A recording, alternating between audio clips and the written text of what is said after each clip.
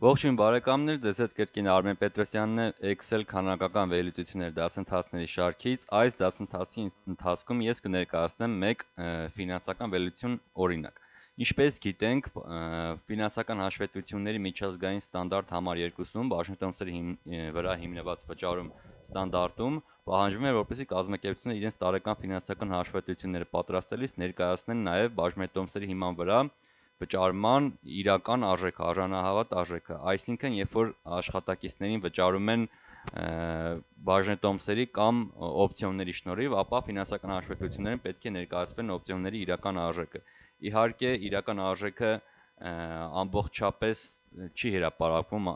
թե ինչպիսի մեթոդներով են դրանք հաշվարկում։ Այս օրինակի ընթացքում մենք փորձենք ներկայացնել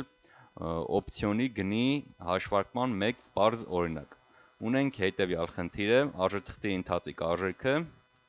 եւ օպցիոնի արժեքը, դրանք առանձին տողերով եմ ներկայացնել, քանի որ եթե հաշվարկ իրականացնեինք երկրորդ կամ երրորդ տարվա համար, ոչ առաջին տարվա համար, ապա օպցիոնի ընթացիկ արժեքը կտարբերվեր արժեթղթերի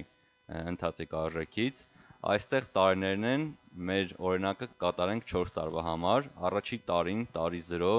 հավանականություն նշանակենք 1 գործակցով եւ յուրաքանչյուր հաջորդ տարի հավանականությունը կիսվում է։ Երկրորդ տարում հավանականությունը ստացվում է առաջին տարին բաժանած 2-ի, երրորդ տարում արդեն երկրորդ տարին բաժանած 2-ի եւ այդպես մինչեւ 4 տարի։ Հավանականությունը կիսվում է, քանի որ մենք օգտվելու ենք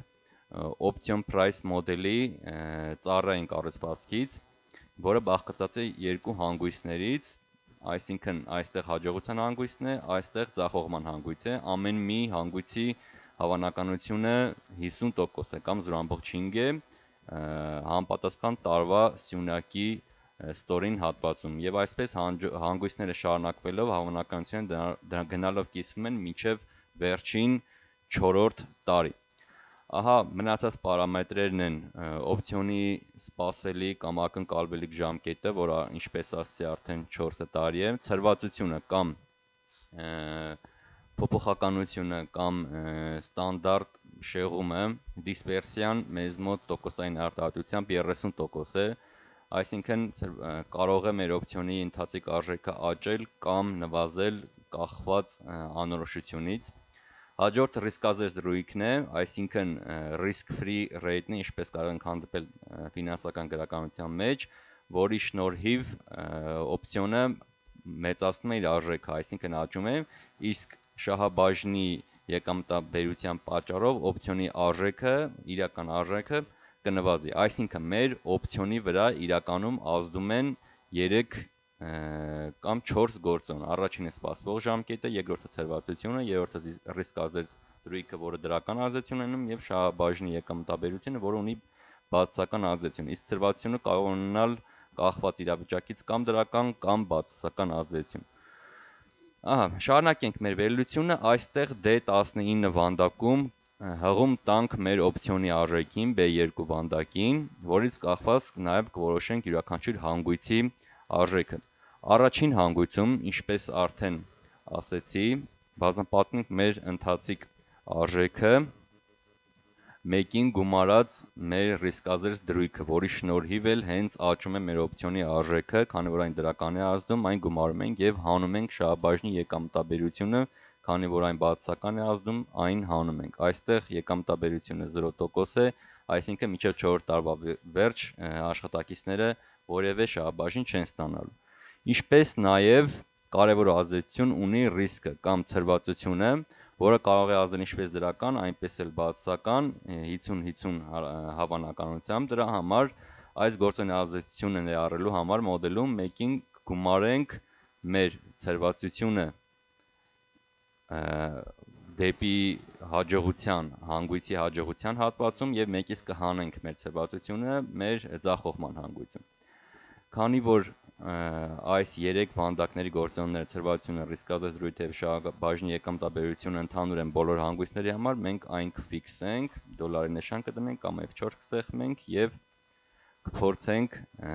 այս ֆորմուլան նույնությամբ կիրառել նաեւ մեր հանգույցի ձախողման հատվածում, սակայն այստեղ ցրվածությունը կներկայացնենք որպես բացասական գործոն։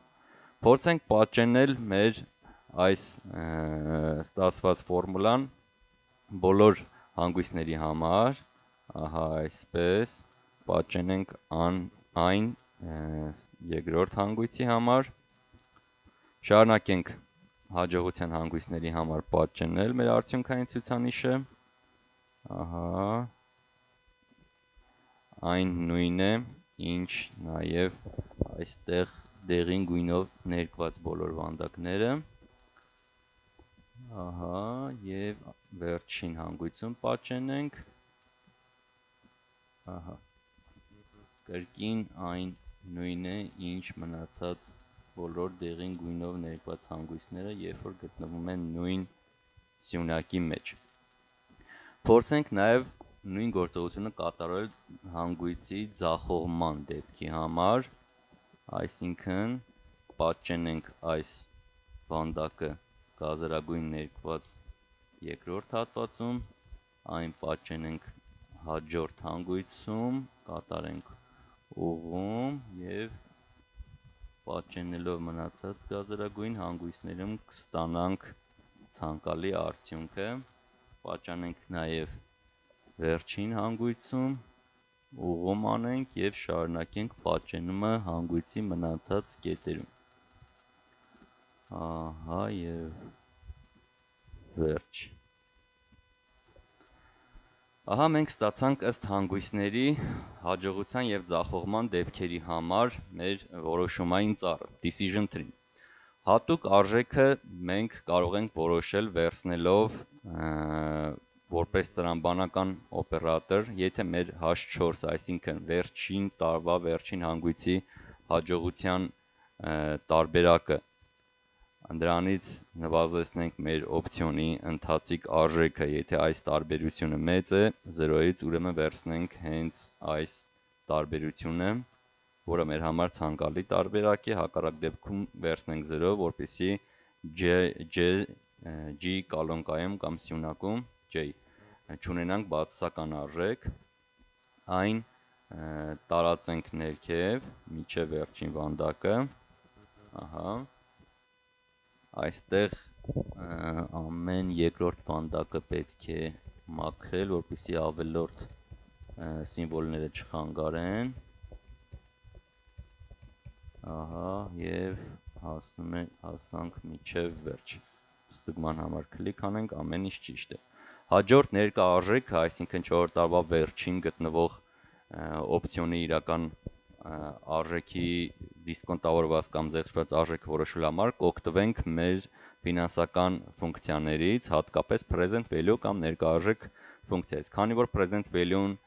արտահոսքի դեպքում ներկայացվում է բացասական նշանով, մենք բացասական նշանը հենց սկզբից կկիրառենք, կօգտվենք present value ֆունկցիայից, որի rate կամ տոկոսադրույք պարամետրը մեզ մոտ ռիսկազերծ դրույքն է, ֆիքսված կերպով, number of period կամ երկրորդ ժամանակաշրջաններ պարամետրը մեզ մոտ օպցիոնի ակնկալվիկ կամ սպասվելիք ժամկետն է, հաջորդ պարամետրը payment պարամետրը պարտադիր չէ, եթե պարտադիր կերպով կարող ենք լրացնել future value կամ ապագա արժեք ցուցանիշ, հակառակ դեպքում պարտադիր կլինի։ Այս օրինակում մենք չունենք ամսավճար և մեր future value կամ ապագա արժեք ցուցանիշը հավասար կլինի մեր արդեն հաշվարկված հատուկ արժեքը բազմապատկելով մեր 4 տարվա հավանականությամբ, արդեն ստացված հավանականությամբ, որը նախորդ հաշվարկել էինք և փակելով փակագիծը այն տարածենք մինչև ներքև, կրկին այստեղ մեկու մեջ ազատվելով անցանկալի սիմվոլներից, որպեսզի աչքի համար խանգարող ցուցանիշներ չհայտնվեն, ահա, և վերջ, այստեղ B10 վանդակում գումարային տեսքով հաշվարկենք մեր զուտ ներկա արժեքը, այսինքն բոլոր ներկա արժեքների գումարը և ստացանք 8.88 օպցիոնի իրական արժեք, որը իրականում տարբեր է եվրոբոնդի, եվրոպարտատոմսի կամ ասիական պարտատոմսի իրական արժեքի որոշման մեխանիզմից, որին մենք կանդրադառնանք նաև մեր դասի ընթացքում։ Ահա օգտվելով առիթից այստեղ MQ սյունակներում կարող ենք իրականացնել նաև երկչափ data table տվյալների աղյուսակային վերլուծություն, ինչ է թե վերլուծություն, որտեղ տողային ցուցանիշներն են հորիզոնական կերպով ներկայացած ցրվածությունը իսկ սյունյակային տեսքով ներկայացած է մեր ռիսկազրծ դրույքը, որի տարբեր ցուցանիշների համար հենց կստանանք աղյուսակը։ Աղյուսակը գործարկելու համար նրա ֆորմուլայի վանդակում, այսինքն առաջին ձախ կողմի վերին վանդակում հղում ենք տալի մեր ցանկալի ֆորմուլային եւ նշելով ամբողջ աղյուսակը, ներառյալ վերնագրերը, գնում ենք data menu, ինչ եթե վերլուծություն եւ data table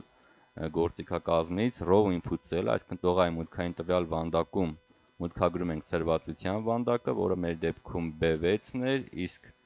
column input կամ սյունյակային մուտքային տվյալների դեպքում, որը ռիսկազրծ դրույքն է, ներկայացնում ենք ահա B7 վանդակը։ Ծեղմելով OK կստանանք տարբեր տարբերակների դեպքում մեր օպցիոնի իրական արժեքը 4 տարի հետո։ Այն առավել վիզուալ դարձնելու համար կարող ենք պայմանական ֆորմատավորման միջոցով այստեղ ֆորմուլայի միջոցով ներկել այն վանդակները, որոնք հավասար են M1-ին։ Այսինքն գրելով M1-ը հավասար է N2-ի, N2-ը առանց ֆիքսելու։ Ֆորմատինգը մեր դեպքում կարող ենք ներկայացնել թույլ բաց գույնի։ Ահա ընկերներ, ստացանք արդեն մեր ցանկացած պատկերը, որը պետք է լիներ ըստ վերլուծության, այսինքն 4% եւ 30% հեռավորության դեպքում 8.8-ը պետք է հավասար լիներ սկզբնական աղյուսակին։ Անհասկանալի պատճառներով այստեղ 6.30-ը ներկվեց, քանի որ ինչ որ մի բան ճիշտ չարեցի conditional formatting-ում, ջնջենք այն եւ նորից կրկին նոր կանոն տարածենք նրա վրա, գրելով հավասար է M1-ը հավասար է ահա այստեղ N2-ին առանց ֆիքսելու եւ ֆորմատը նշանակենք ահա այս գույնով։ Հիմա ամեն ինչ արդեն ճիշտ է։ Ահա ընկերներ, մենք ստացանք բաժնետոմսի հիման վրա վճարման իրական արժեքի որոշման մեկ օրինակ, հաջորդիվ կներկայացնենք նաեւ ասիական պարտատոմսի որոշման, իրական արժեքի որոշման, Black-Scholes որոշման եւ այլն։ Միացեք մեր դասընթացին, սովորեք ստատիստիկ վերլուծություն, սիմուլյացիաներ, ինչպես նաև ֆինանսական վերլուծություն, որը գործնական կիրառություն ունի կյանքում։ Այստեղ միայն ավելացնեմ, որ մենք կարող ենք փոփոխել նշված պարամետրերը, ռիսկազրծ դրույքը փոխենք 3% եւ կստանանք արդեն 3%-ին համապատասխան պարամետրեր։ Փոխելով ցրվածությունը կստանանք արդեն փոխված ցրվածության համապատասխան արժեքներ մեր աջակողմյան աղյուսակում։ Շնորհակալություն, ձեր հետ Արմեն Պետրոսյանն էր, կհանդիպենք հաջորդ անգամ։